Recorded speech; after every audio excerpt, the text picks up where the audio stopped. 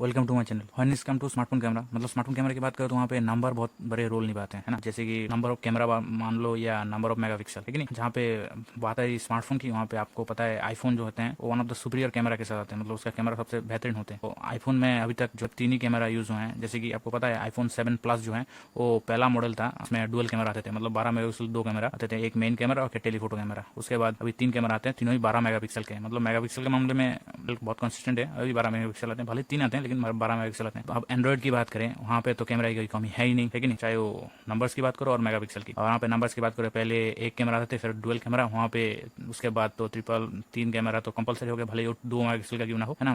मतलब सस्ते सस्ता फोन में भी आपको 3 कैमरा मिल जाएंगे, मतलब ट्रिपल कैमरा सेटअप मिल जाएंगे। और वहाँ पे और दूसरी बात, वहाँ मेगापिक्सल की बात करें, अब एंड्रॉइड फोन में मेगापिक्सल की कमी तो है नहीं। जहाँ से पहले 5 मेगापिक्सल शुरू करे, उसके बाद 8 मेगापिक्सल। जैसे आप लोगों को पता है कि जो रेडमी का नोट 7 शायद नोट 7 सीरीज में जो पहले वहाँ पे 48 मेगापिक्सल जो कैमरा आए थे, तो एक्चुअली वो पिक्सल बिनिंग करके आए थे। तब तक तो स्मार्टफोन में से 12 मेगापिक्सल कैमरा आए थे, मतलब 12 मेगापिक्सल अच्छे अच्छे फोटो हम खींच सकते थे, मतलब उससे ज्यादा हो सकते हैं, ऐसा लोग तब तक सोच नहीं पा रहे थे। लेकिन तब Xiaomi ने नया रिवोल्यूशन क्रिएट किया, मतलब कह सकते हैं मार्केटिंग टर्म्स बोल सकते हैं, मार्केटिंग हाइप क्रिएट किया है, मतलब 48 मेगापिक्सल कैमरा के साथ, मतलब रेडमी नोट 7 की बात कर रहा हूँ। और वो बहुत बिके भी हैं। फिर वहाँ से शुरू हुआ स्मार्टफोनों का सिलसिला, मतलब वहाँ से नहीं, तब से शुरू हो गया। फिर 48, 64, उसके बाद अभी तो 108 चल रहा है। तो हम रुकने थोड़ी वाले हैं, और भी आगे बढ़ने वाले हैं। तो वहाँ पे अभी जिस फोन के बारे में बात करने वाला हूँ उसमें 200 मेगापिक्सल कैमरा आते हैं। मतलब जब स्मार्टफोन कैमरा सेंसर की बात करें, वहाँ पे 2 ही कंपनी ज्यादा पॉपुलर है, जैसे कि पहला है सैमसंग, दूसरा है सोनी। यहाँ पे सैमसंग का जो कैमरा सेंसर है वो स्पेशली स्मार्टफोन में अच्छे होते हैं। आज इस फोन के बारे में हम लोग बात करने वाले हैं, उसमें दोनों कंपनी के सेंसर ही आते हैं, मतलब सैमसंग का भी आते हैं और सोनी का भी आते हैं। और आज इस फोन के बारे में इसलिए बात हो रही है कि सैमसंग के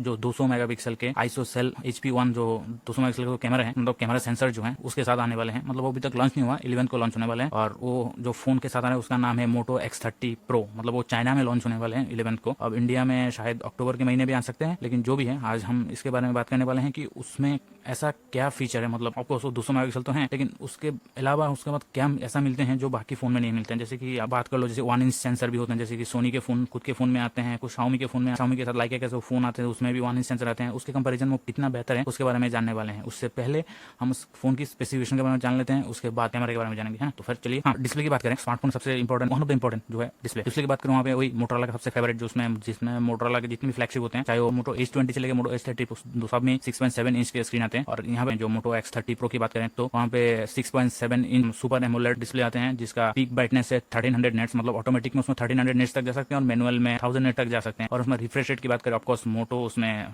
कोई कमी नहीं छोड़ते हैं, वहाँ पे 144 हर्ट्ज रिफ्रेश रेट के साथ आते हैं। और यहाँ पे एक चीज है वहाँ के, ऑब्वियसली मोटो का डिस्प्ले है उसमें 10 बिट डिस्प्ले तो हो गई।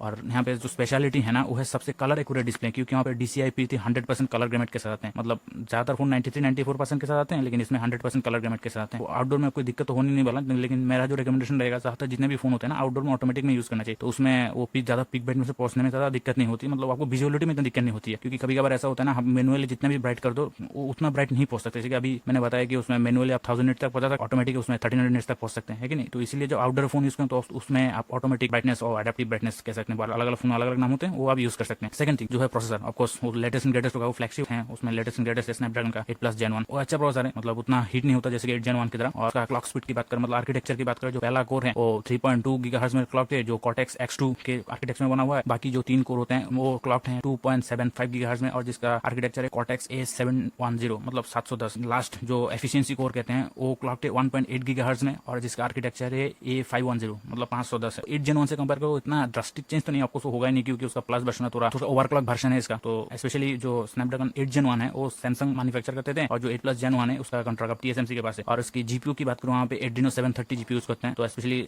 स्नैपड्रैगन के जो जीपीयू होते हैं जनरली बेहतर होते हैं एज कम्पेयर टू मीडियाटेक, मतलब गेमिंग की मान लो या वीडियो एडिटिंग को जो भी हेवी टास्क होते हैं ना, जो स्नैपड्रैगन के जीपीयू ज्यादा बेहतर परफॉर्म करते हैं एज कम्पेयर टू मीडियाटेक, मतलब मीडियाटेक के अच्छे होते हैं। अब तीसरा चीज की बात करें वो है मेमोरी, मतलब वहाँ पे जहाँ तक तो क्लियर नहीं है, मतलब मेरे जहाँ पर लगता है वहाँ पे 8 GB से रैम शुरू हो सकते हैं, 8 GB और 12 GB, मतलब 2 वेरिएंट में आ सकते हैं। और जिसका ऑब्वियसली उसमें LPDDR5 रैम होगा। और स्टोरेज की बात करें वहाँ पे 128 GB और 256 GB तक स्टोरेज हो सकते हैं, जो UFS 3.1 होगा। और वेरिएंट की बात करूँ अभी तक तो 2 ही वेरिएंट कंफर्म हुआ, मतलब 2 ही वेरिएंट, मतलब कितने कलर में आ गया, एक है व्हाइट और दूसरा ब्लैक, मतलब fully black and white. Connectivity की बात करें, ऑब्वियसली वो तो चाइना में लॉन्च होगा, उसका पता नहीं। जब इंडिया में लॉन्च हुआ उसमें अराउंड मोटो में जो 5G बैंड की कोई कमी नहीं हो। जो 5G है आई थिंक इस साल के एंड में या नेक्स्ट साल की मतलब फर्स्ट क्वार्टर में मिल जाना चाहिए। तो वहाँ पे 5G की बैंड की बात करें, वहाँ पे 13 या 14 5G बैंड आ सकते हैं। और ब्लूटूथ वर्जन की बात करें, ब्लूटूथ वर्जन ऑफकोर्स 5.3 जो लेटेस्ट होते हैं वो हो सकता है। NFC ऑफकोर्स NFC मिल जाएगा। और वाईफाई की बात करें, वाईफाई 6 और 6E के साथ आ जाएंगे। उसमें 2 GHz and 2.4 GHz and 5 GHz दोनों बैंड की सपोर्ट मिल जाएंगे। आप फ्लैगशिप से जो एक्सपेक्ट करते हैं वो जरूर आएंगे वहाँ पे, है ना। नेक्स्ट थिंग है बैटरी की बात करूँ, वहाँ पे 4800 mAh की बैटरी के साथ हैं, जिसमें 125 वाट की फास्ट चार्जिंग के साथ हैं। 120 वाट ज्यादा नहीं है, जहां तक वहाँ पे बाकी कंपनी 150 वाट 200 वाट की जो चार्जर के साथ हैं आ रहे हैं। लेकिन स्पेशली आप मोटो प्रोसेसर से देखोगे तो बहुत ज्यादा ही है, क्योंकि अभी तक जो मोटो का ज्यादातर फोन है वो अभी जो मोटो का भी जो लेटेस्ट फ्लैगशिप है वो है मोटो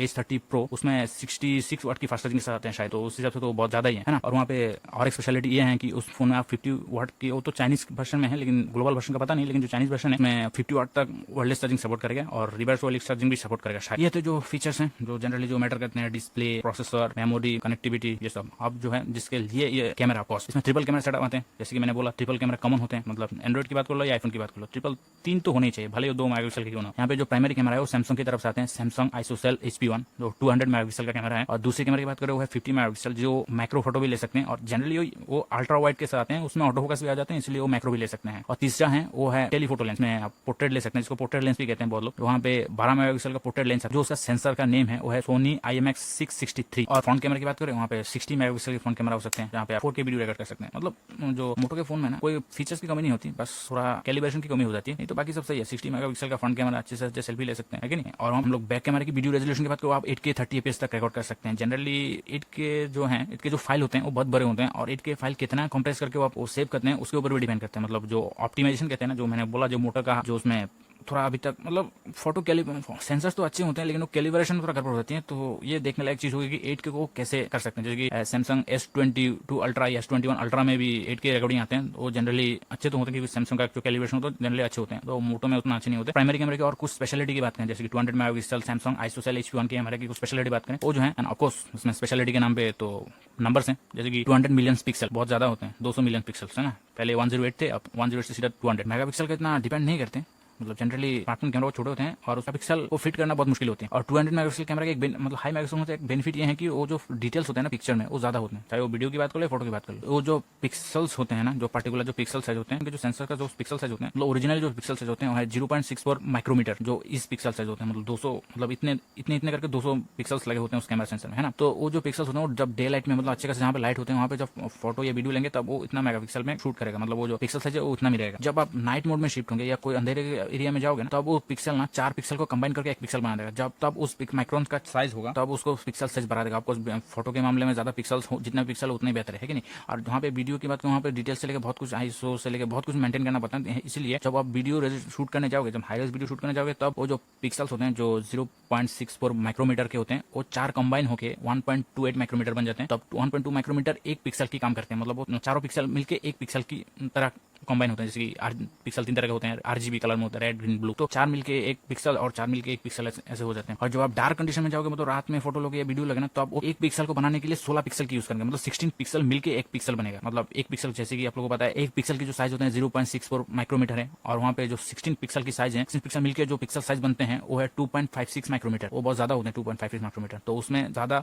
एक रात में जितना बड़ा पिक्सल होगा, जितना लाइट गैदर करता है, क्योंकि अंधेरे में थोड़ा लाइट कम होता है, जितना लाइट वो कैप्चर कर सके उतने अच्छे हैं, इसलिए वहाँ पे जितना सरफेस बड़ा होगा उतना ज्यादा वो लाइट कैप्चर कर सकते हैं। जैसे कि पिक्सल साइज छोटा हुआ तो कम लाइट कैप्चर करेगा, पिक्सल साइज बड़ा हुआ तो ज्यादा लाइट कैप्चर करेगा। तो इसलिए जब नाइट में शूट होते हैं ना, तो वो जो छोटे छोटे पिक्सल्स होते हैं वो 16 पिक्सल मिलकर एक पिक्सल बनते हैं, जिसको टेट्रा स्क्वायर पिक्सल बोलते हैं, जो टेट्रा स्क्वायर मोड कहते हैं। हम लोग जो आंखें से देखते हैं वो भी सेम कैटेगरी में काम करते हैं। जैसे कि पहले जो हम बहुत धूप में होते हैं, रोशनी होता है, वो छोटे छोटे पिक्सल्स के काम लेते हैं। हालांकि जो ह्यूमन नेचर होते हैं वो अलग होते हैं, अलग एल्गोरिथम में चलते हैं, और जो मशीन लर्निंग होते हैं अलग चलते हैं। हाँ, तो जो 16 पिक्सल मिलकर एक पिक्सल बनते हैं ना, वो पिक्सल का सरफेस एरिया बड़ा हो जाता है। जनरली क्या होते हैं, फोटो कैसे खींचते हैं, जैसे कि यहाँ पे जो फोटो जो है वो कैमरा सेंसर जो होते हैं उसमें लाइट जो होते हैं, लाइट आके वहाँ पे हिट करते हैं, और वहाँ पे जो कैमरा सेंसर होते हैं उस लाइट को वोल्टेज में क्रिएट करते हैं, मतलब वो वोल्टेज के रूप में सेंसर में भेजते हैं, और वहाँ पे वो प्रोसेस होकर फिर वो एक्चुअल फोटो के हिसाब से हमको दिखाई देते हैं। तो जनरली जो लाइट को जो इलेक्ट्रॉन में कन्वर्ट करने की जो प्रक्रिया होते हैं उसको कहते हैं कन्वर्शन गेन, मतलब उसको कन्वर्शन गेन कहते हैं, मतलब टेक्निकल टर्म में। जितना कन्वर्शन गेन अच्छे से होगा, मतलब वो इसमें अब जो ज्यादातर सेंसर का काम क्या होता है, लाइट को कैप्चर करना। अब लाइट कैप्चर कर लिया और बाकी काम जो है बोल्ट करेंगे वो प्रोसेसर, और प्रोसेसर जितना कैपेबल होगा, जितना अच्छे होगा,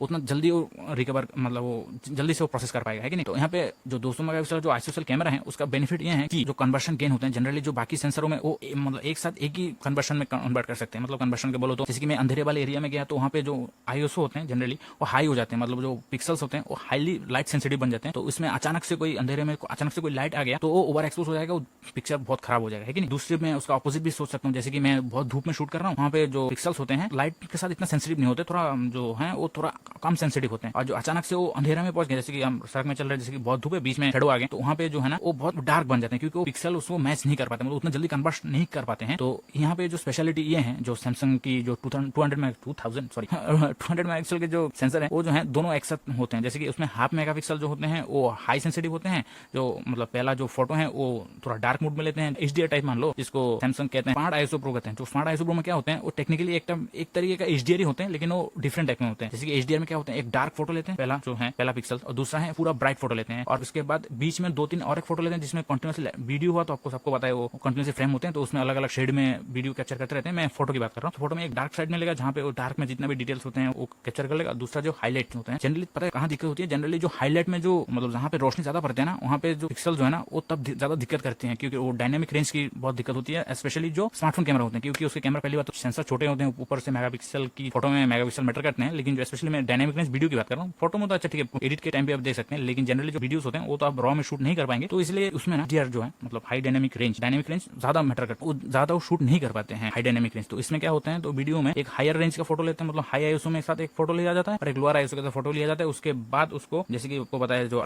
वो लाइट को कैप्चर करने के बाद वोल्टेज में मतलब टेक्निकली बाद इलेक्ट्रॉन में वो कन्वर्ट कर देते हैं, उसके बाद दोनों को मार्च किया जाता है। दोनों मार्च करने के बाद जो फोटो आते हैं वो जनरली अच्छे होते हैं, क्योंकि उसमें हाईलाइट भी इतना ब्लोन आउट नहीं होते हैं और जो शेडो पार्ट है उसमें भी सारे डिटेल्स रह जाते हैं। लेकिन इंडिया में कब आते हैं, जनरली जब आते हैं तो ऑफकोर्स वो फ्लैगशिप है, और अभी तक जो मोटो का जो सबसे फ्लैगशिप है वो है मोटो एज 30 प्रो का प्राइस अराउंड 43,000 के आसपास, ऑफर में वो 43,000 के अराउंड मिल रहे हैं। जनरली वो 45,000 का फोन है। तो जो ये जो फोन है जो मोटो X30 Pro पता नहीं कौन से नाम से आने वाला है, जनरली वो 8 के नाम से आने वाले हैं, क्योंकि वो इंडिया में जो है ज्यादातर जो फोन है वो 8 सीरीज के साथ आते हैं। पता नहीं जिस नाम से आए नाम से क्या फर्क पड़ता है, काम करना जरूर। तो वो जो फोन है आपको सबसे प्रीमियम फोन होगा मोटो का, तो अराउंड वो 55 to 60,000 के अराउंड हो सकते हैं। आई एम नॉट श्योर उससे महंगा भी हो सकते हैं, क्योंकि उससे महंगा होने का कोई फायदा नहीं है, क्योंकि तब कंपटीशन सीधा सैमसंग से हो जाएगा, और आपको उसके मामले में सैमसंग ज्यादा बेहतर फोन साबित होते हैं, तो आईफोन भी उसके कंपटीशन में आ सकते हैं। जनरली वो अलग ऑपरेटिंग सिस्टम है, लेकिन फिर भी लोग जब प्राइस महंगा हो जाता है ना तो अब लोग ज्यादातर आईफोन ही प्रेफर करते हैं, क्योंकि आईफोन ज्यादा रिलायबल होते हैं। लेकिन जो एंड्रॉइड होते हैं उसका तो आजकल जो हालत चल रहा है ना, ऊपर से chip shortage. Thanks for watching, see you in my next one. तब तक के लिए नमस्ते, थैंक यू।